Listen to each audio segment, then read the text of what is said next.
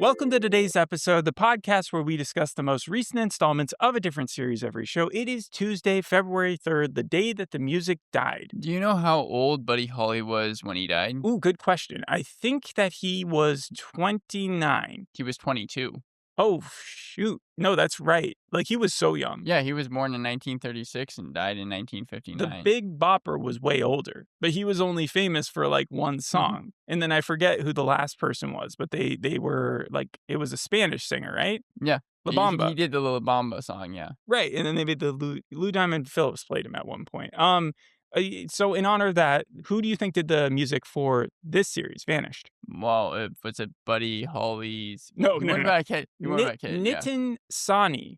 And the only thing you might have heard him in before this, he's done like video games and maybe other like I think he was in an Andrew Garfield movie. He did like the soundtrack for that. But Jungle Book, the one that was put onto Netflix, and that Oh, got the me. Mowgli thing? Yes, the Mowgli one. That felt like a direct-to-video, Right. rather than the Jungle Book that like Jon Favreau Because did it a few came out years like beforehand. it came out like 9 months after the Jungle Book, the live action one. Was it that recent afterwards? It I was- just yeah, I remember there remember. were two in production at the same time, and it seemed like that first one, which I really liked. Like I, for a while, just assumed I didn't like any live-action remakes, but I remember now that one was like the first one out of all of Yeah. the Disney ones, and I loved it. I was really excited, but then they ended up never coming out with a sequel, right? They didn't come out with a sequel. They kept on talking about doing it, but then he got distracted with Lion King. Right. And then I think for some reason, even though Lion King, I think, got worse reviews, they decided to continue it because it's just a bigger, wider. I think it was the highest grossing live action thing. That's and why. Plus the kid was only going to stay that age for a little while. I don't think that played a factor into it because they already knew he was going to age, even when they were just talking about sequel stuff. But it's on the table. Who knows? But right now, it's vanished. One thing that hasn't vanished, I just read that John Hamm's Your Friends and Neighbors, where he goes around and steals Right. people's watches, that just got a third season, even though the second season isn't even out. Right, I was gonna say I remember it got renewed because they were even filming it like the filming season 2 the day after the first season came out. And that was a drama. That one had thriller elements to it, but not nearly as much as these missing people shows. And All the there's a time. lot of them. Like missing kids shows, we've done many recently. Runaway had a missing daughter, All Her Fault. You read the book for that. Missing Son, Expats, I read the book for that. Missing Son, Down Cemetery Road, there was just this missing girl. Those first two you named, I thought were a lot like this, but really any Harlan Coben show, also Full Circle, that Timothy Oliphant, Dennis Quaid show that came out in like 2022. You might not remember this, but do you remember the Adrian Grenier show, Clickbait? Yeah, of course. This reminded me of that. I think that came out in like 2021. Well, you on don't Netflix. actually see the man being kidnapped. No, you Yeah, don't. it's just the fact that he's disappeared. And you're not the only one to mention Harlan Coben. I saw a lot of people being like, I swear this was a Harlan Coben book because he writes about everything. This premise is fairly simple. You've got Alice Monroe. She's on vacation. They're going to France, her and her, is it to-be husband or like her Boyfriend. It's her fiance, right? Yeah, well, yeah. They're getting very serious because they're even talking about moving in together. They're having a fun trip, a European trip on a train. Everybody knows how that feels. They're going to southern France. And that's when he just disappeared. Well, yeah, Alice Monroe, she has what seems like the perfect life. She has a healthy sex life with her boyfriend, Well, Tom. thank you for sharing. I mean, that's what they show in like the first few scenes. They're having sex in a hotel, so that's the reason why I included it. But Tom, he's a saint. She met him 4 years earlier when he was helping Syrian refugees in Jordan. She was offered her dream job. Those backflashes are interspliced. It's Yeah. not like they just overload Right, you that's with that right near at the end start. of the episode. But then what is shown at the beginning of the episode, she talks to Tom about it, is that she was offered her dream job at Princeton, and like you said, she's about to go on vacation in France, and she will get to stay at a hotel in Arles, which she has wanted to stay at for a lifetime because Tom was able to pull some strings. I'm assuming he has like some connections. I guess it's very expensive, but she's being offered this high position in Princeton. You would think that she'd be able to afford that even if he wasn't pulling strings. I think that was also just like very exclusive because when she learned that she was going to be staying at this hotel, she freaks out. Like she's really happy about it, and so her everything in her life. Does she still get to stay there even though he's not going to be there? I think so, but she's really not focused on that. Everything in her life seems to be going great until one day when she's on the train, she's going to France, and a strange sequence of events end up happening. The train stops for a quick moment. During this time, Tom gets a mysterious phone call, which causes him to get out of his seat and move to a different carriage, so we don't exactly know what it is. And then the train starts moving again, but Tom, as the title implies, vanishes. He's not coming back to the seat. Alice is kind of wondering what's going on. She's going up to different people, freaking out, showing a picture of him on her phone, being like, "Have you seen this person?" No one's seen her. She even tries to talk How to. quickly does she go from, "Oh, I can't find him," to, "I'm gonna start, like, freaking out and showing these people these It, pictures"? it took about like 5 minutes. I think That's she. too fast. At least what was like she went through the train once and she wasn't able to find If him. you're older than 15, it's, like, acceptable if your mom does that and you're, like, a kid and she hasn't seen you for a while, but, like, if it's your husband, unless she's, like, Well, worried again, that he's boyfriend at this point. to-be husband, then the fact that she's already whipping out her phone and looking for him, unless their stop is, like, right then and there, It had been a while since he had come back to his so it was seat. not 5 minutes. Right. Well, yeah, 5 minutes. I meant to like kind of check the train and see if he was there. But yeah, it'd been a while, and he wasn't returning. So she was trying to figure out what was going on. She even goes up to the train conductor, and the train conductor can't speak English, so she befriends someone as she's trying to look for her husband named Helen. I thought Helen, because Helen is like an English translator. I thought that she was just going to be in that moment, but no, she's actually in the show. She's a journalist, but she's trying to figure out what's going on. Then she gets a phone call from Tom. She ends up answering, and Tom doesn't say anything on the phone. But the weird thing is, she hears waterfall in the background, or like So she thinks running he water. fell off the train, Yeah, or that he just got off or was kidnapped somehow. or that he's just washing his hands. Because the second thing that she hears, not washing his hands, second thing she hears is a car running. Like a car starts A and car then the engine? phone call ends. Yeah. Yeah. Okay. So we don't exactly know exactly what's happening, but when the train finally does stop at Arles, she gets off. She learns that Helen is a journalist. Helen gives her a card because she feels like this could be a good story with whatever happens to Very Tom. spontaneous Yeah, set of it was events it for was her. her character was super strange because it just kind of felt like it came out of nowhere.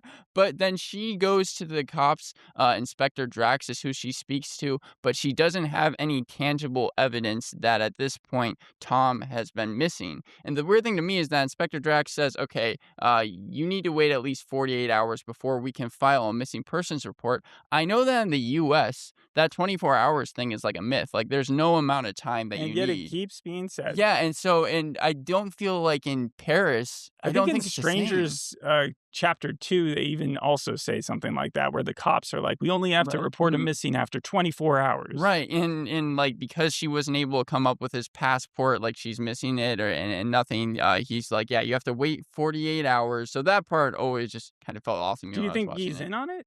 That's exactly Inspector Drax? Mhm.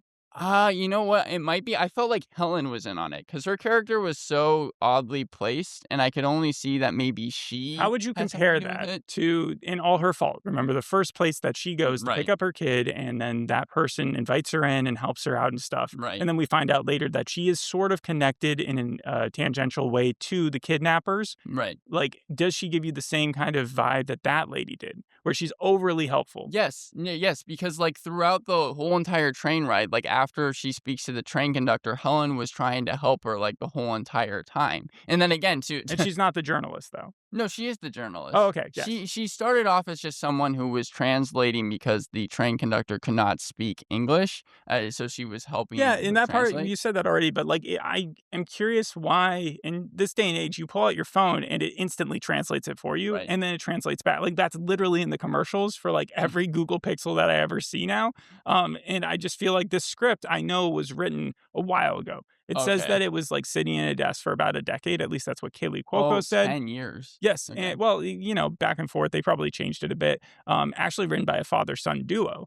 But like you Interesting. would think that technology-wise, especially if you're going across country, if you're a professor at a high prestigious university and you're around kids a lot, that you would know as much as and an archaeologist at that, right? Yeah. She would be adept at jumping into like places and people that she wouldn't normally be able to interact with and wouldn't freak out in that type Right. of situation. I thought that the smartest thing that she did do was after she talked to the cop, she rented a car and she went back to where the train stopped originally. The scene of the crime. Yep, and she found a gum wrapper because Tom had offered her gum before she was about to make the phone call. Where'd she find a gum wrap? She went to exactly the place where the train had stopped. Like, she almost even gets run over by a different train when she was on the train Trains are crash. huge.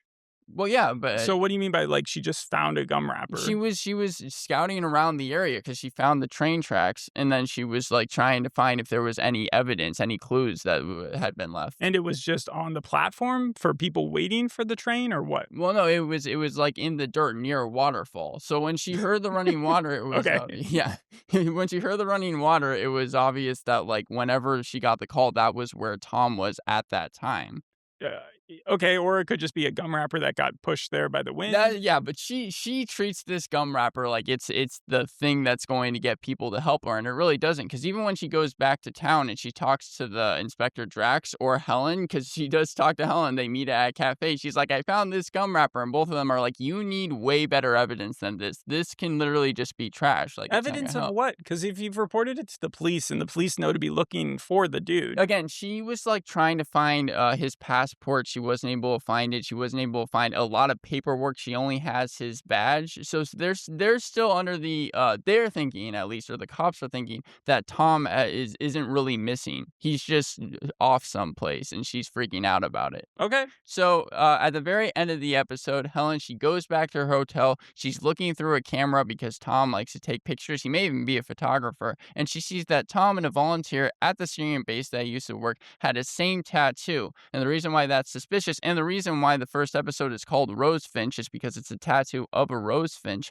But he was always saying how he got it as kind of like a homage or because of Alice. Because I think it was the Treason show where Charlie Cox had put together something based off pictures and tattoos or something like that. It Well, and feels that like, yeah, and that camera is 100% going to be but like if he was a photographer, I feel like the fact that he left his camera would be number one evidence why yeah, he didn't leave on purpose. because she's been flipping through the photos the whole entire time, but she only ran across at the very end this photo where the person that he was working with in Jordan with the Syrian refugees had the matching tattoo, and that was supposed to be like a big deal at the very end of the episode. Right. So I thought that the beginning scene, though, because the beginning scene actually is a forward flash, I thought that was actually the best scene of the whole entire show. And I purposefully saved it till the very end because it starts off with a motorcyclist who's driving to a hotel. And Alice, she's washing her hands. It's very bloody. And the motorcyclist is coming to the door. He's She murdered someone?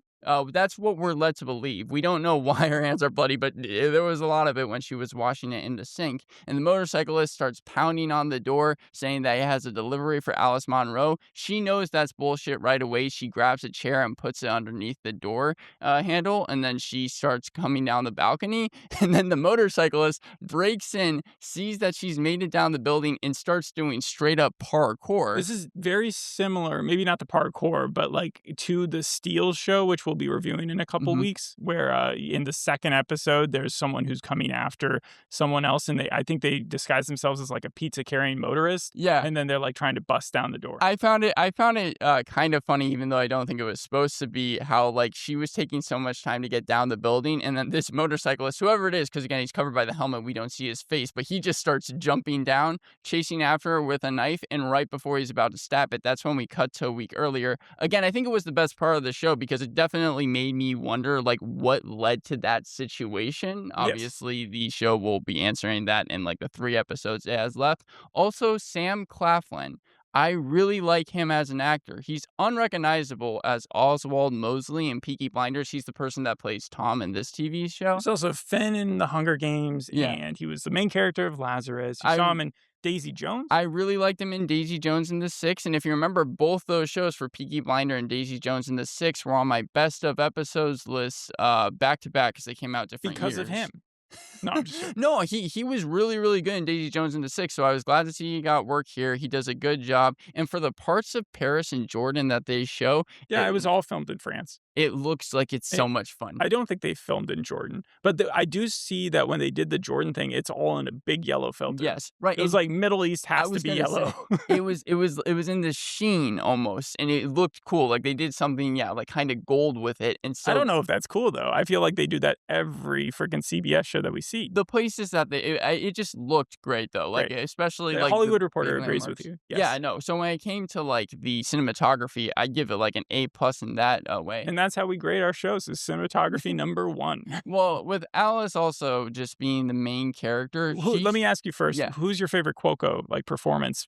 Penny from Big Bang Theory, Harley Quinn, the Penny's where I know her most from, but probably Harley Quinn. the flight attendant? I You remember saw, I think, the 2nd season or 1st season? we did review, I think, the 3rd season of The Oh, Flight I don't think there Attendant. was a 3rd season. There wasn't? I think Oh, it then was maybe just it was the 2. 2nd season. I think it was just 2, but and then based on a true story, I which don't seems like the type of plot, because they're podcasters in that, where they're, like, discussing missing people and then they get caught up in, like, a murder mystery themselves, Right. that they would be talking about what's happening here based on a true story. While the flight attendant, people compare it almost like just another version of that almost. But, like, she's more crazy, I think, in the flight Right. attendant. There's also everything you mentioned was a comedy. Here it's just a straight up drama. The Like flight there's not attendant is a drama. it's a drama, but it has comedy moments in it. It's a It's murder dramedy. too, yeah. And so I would probably say my favorite one would be Harley Quinn, because I've seen That was like on 5 one of your seasons of top it. lists, right? Yes, that was also on So my best of Claflin list. and Cuoco both made it there before. Yep. And so in Alice,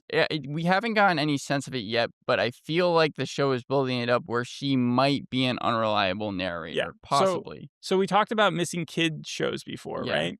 I want to talk about well, first off, let me ask, is vanished really the best word for the title here? Because, like, when I think vanished, I don't know why, but I feel like I should be seeing a magic show. Like, it would have been a really interesting premise, kind of like if in The Prestige or Illusionist, like, where her husband gets called up and they're in, like, Amsterdam and he gets put in a box and then he just disappears. And then she has to spend the rest of the time trying to find his vanished character. Maybe Simu Liu shows up and starts doing a couple magic tricks in front of people. Yeah. So I wanted a little bit more, like, supernatural element to this, just based on the title. And then also, did you know Brad Pitt's character's name in Deadpool when he was shocked?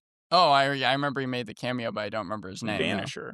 Vanisher. So maybe that connects somehow, because he was also in Bullet Train. And then we already said how, like, this is a very train-centric show. Citadel it took place on a train sometimes. All 3 of those premises, though, are so ridiculous. This at least This is grounded. the train scenes, yeah, way more grounded It's than 4 those 3. episodes. It has to be much more realistic. Unstoppable was a little bit more realistic, right? Wasn't Well, Unstoppable was based on a true story, That's wasn't it? yes. So very realistic. And then, but when I think of train thrillers, I always kind of connect it to Source Code for some reason. So, Source Code, the time traveling movie? Yeah, because he's always on a train for that one. And he's always freaking out, and I can just imagine that tension that Gyllenhaal brings to that character is similar to what I guess Cuoco would bring to this character. Well, to they're Alice. 2 completely different things, but I do think that Source Code is better. But than he does, this. like, go running around looking for a bomb in No, there. I guess that the she shows goes are around similar. looking for her husband. Yeah. And I was glad also that my last pro was that Tom is not shown at the end. What do his and hers, Found, Mayor of Easttown, even good shows like Bodies, Department Q, what do they all have in common at the end of the first episode? A twist. Well, usually they're either showing that the person that they're looking for is dead, or they show the person at the very end. And I like how in this show, when they show Tom is missing in the present storyline, we don't see him again in that storyline for the rest of the episode. I like how they didn't, like, go back to him or anything like that. That's true. This falls under, I would say, what the missing husband movies do. And Right. can you name any missing husband movies? Because there have been a lot of them. Oh man, you're putting me on the spot right now. I can't- Annihilation is the furthest one, where it was like, oh, really? Yeah, it is. Because Oscar Isaac disappears. Yeah, Then Natalie Natalie Portman. Portman goes out into that magical world and tries to find him. And then he sort of returns in a weird way. I don't think it's going to turn out like that. The movie of the year last year was a missing husband movie, technically. Honora, young woman in Brooklyn, sets off with Russian goons to track down her missing husband. Her husband for like 15 hours. but Now, we okay. did see him in that instance. He didn't just vanish. He kind of just ran away, right? Yeah. That's without spoiling anything. And then I guess Gone Girl would not be a missing husband, missing wife. Do you think this could be a test by Sam Claflin's character? Yes. No, so that was actually my one thing. That's going in my cons, because I feel like the show is showing too much of its hand. Tom is such a good character, like such a nice character. There was even a part when he was trying He's to a Mary Sue. Yeah, when he was in Jordan and he was helping the Syrian refugees and they get to the site, there was even a part where masked gunmen show up and tried to take the kids, and Tom walks in front of the gun, barrel to chest, and is like, if you are going to get them, you're going to have to go through me. And that convinces the gunmen to leave. I do feel They like, end up yeah, going.